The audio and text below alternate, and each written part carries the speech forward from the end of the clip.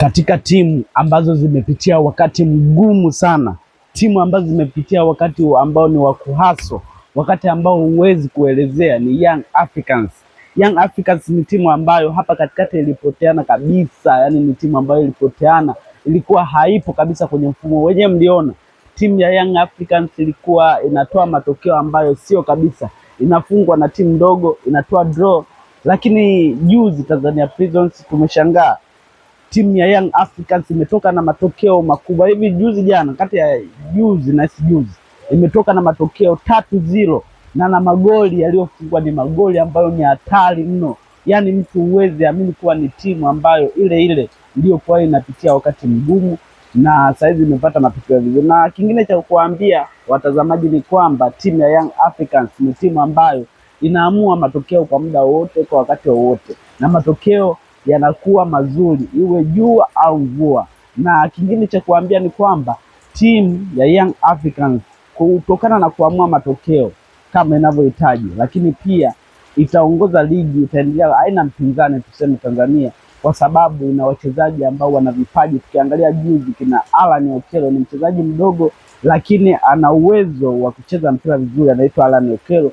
Pia kuna Pacome Zouzoua, ni mchezaji ambaye ni mkongwe Young Africans, anacheza mpira mzuri. Lakini tuliona pia wachezaji mbalimbali ambao walifanya makubwa juzi katika wakati timu ya Young Africans inacheza. Na mwisho wa video nitawekea magoli ambayo yalinifurahisha kiukweli siku ya juzi Young Africans waliofunga. Ni magoli ambayo huwezi amini, huwezi kazania kwa Young Africans imefunga yale magoli.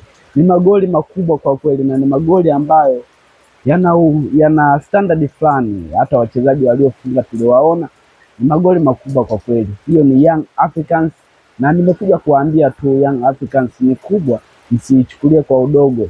Ina mambo makubwa na itaendelea kufanya makubwa zaidi ya makubwa. Jamani watazamaji, kwa majina yangu naitwa King Alex TV.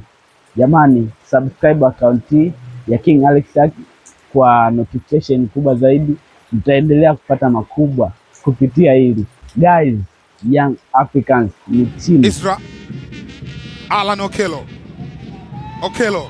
amemrudishia pasi katika nafasi. Buba anajaza ndani huko, unapita sita, ile pochi lile, sogea kabisa kwa guu lake la kulia. Tena Alan Okello, Starboy Alan hata kupitishiwa mpira. Alan Okello, aya, ilikuwa tayari pale. Hii hapa alikutana nao mpira, guu lake la kushoto. Hii hapa kwa guu la Alan Okello. Alan Okello bado yuko na mpira. Okello gate kwa guu la kushoto, aliwazunguka jaribia, ameacha pasi ile. Starboy Alan muda. Alan Okello, Zouzoua